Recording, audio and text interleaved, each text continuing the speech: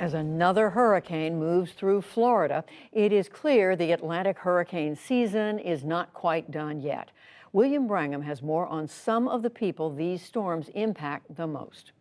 Judy, Nicole hit Florida just weeks after Hurricane Ian struck the southwest part of the state and killed more than 100 people.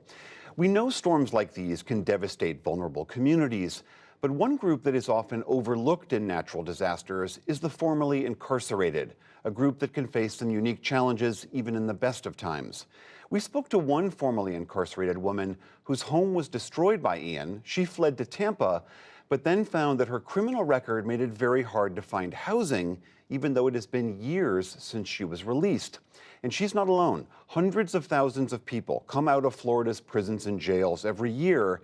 And in a state with so many hurricanes, there can be added layers of complexity for them. Here's the story of another Florida resident dealing with these same issues. It's part of our series, Searching for Justice. 33-year-old Seth Campbell has been out of prison for a year. He was born and raised in Florida, so he knows about hurricanes. But his experience with some of the state's worst storms has been different. Most of the hurricanes I've been in institutions during them. Oh. Yeah, a couple, like Irma, I was in the county jail. So you didn't have to do any prep for it because the jail prison took care of it. Right. And so I wasn't ready for what was about to happen. So when Hurricane Ian was on track to make landfall not far from his home in Sarasota, he didn't know how to prepare. I started at another house. The electricity went out there, and we were about an hour into the storm, and I felt we could make it, so we traveled here. What I saw, I thought, was like the middle of the storm, and it was the worst. But little did I know it kept getting worse. So when we got here, right, the electricity goes out here. And like another thing I wasn't prepared for was the cellular service going out. You couldn't check on your loved ones anymore because you couldn't call out.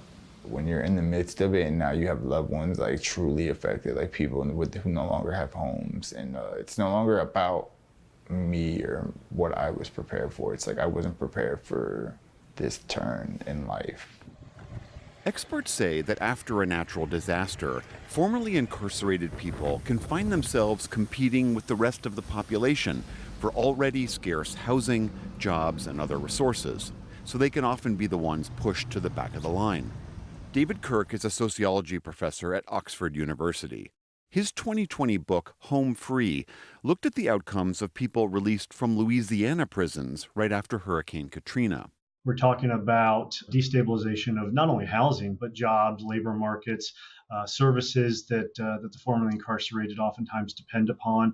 For example, mental health treatment. If you've got a kind of a temporary, even if relatively short-lived situation where services are disrupted, that could be enough to, in essence, make it so that people fall back in old patterns of behavior, drug use, things like that. Did you get a chance to talk to the guy?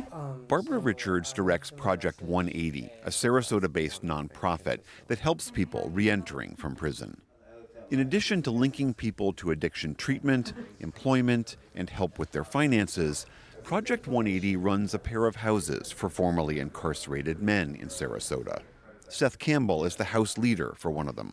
We've even had men who have graduated from our residential program continue to live in one of our houses because they couldn't find a place out in the community. So now, with so many people displaced, a number of people have come up here seeking housing from more devastated areas, and they're having a hard time, and they don't have any criminal history. For Seth Campbell, the immediate stress of the storm has subsided, but plenty of challenges remain.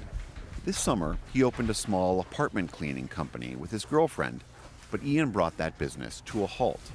Everybody's so worried about that. They don't want their house clean. They want their yard clean and that tree down in their front yard and their fence fixed, So cleaning is it's on the back burner.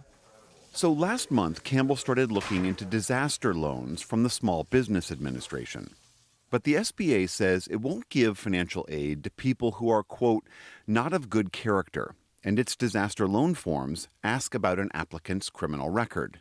I honestly didn't want to complete the application. I don't think anybody should feel that way. Because from my understanding, like, I've served time for my crimes. Like, why are they still being held against me when I'm trying to be a better, productive member of society? In a statement to the NewsHour, the SBA wrote that just 0.01% of application denials over the past 2 fiscal years were due to character reasons. And it encouraged anyone impacted by a disaster to apply if they have uncovered losses.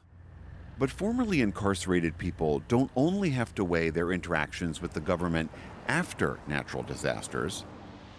In 2017, when Hurricane Irma struck along Florida's Gulf Coast, the sheriff of Polk County, just east of Tampa, faced criticism for tweeting, quote, "If you go to a shelter for Irma and you have a warrant, we'll gladly escort you to the safe and secure shelter called the Polk County Jail." He also warned that, quote, "law enforcement officers would be at every shelter checking IDs." Experts say sentiments like that could deter not just those wanted for a serious crime, but anyone with a criminal record. Individuals that have had pretty negative interactions with the government, and that certainly applies to people that end up in prison, that even when they get out, for a lot of different reasons, they don't want to have anything to do with a variety of government institutions, not just the police and the criminal justice system, but anything. And so they may be less inclined to try to access resources that are available to them in the wake of a hurricane. It's an example, Barbara Richards says, of the systemic changes that are necessary.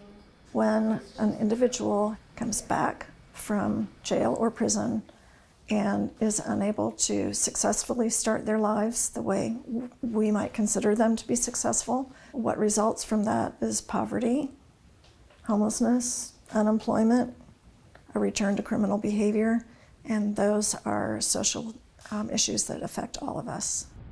Issues that may only worsen when the next storm hits. For the PBS NewsHour, I'm William Brangham in Southwest Florida.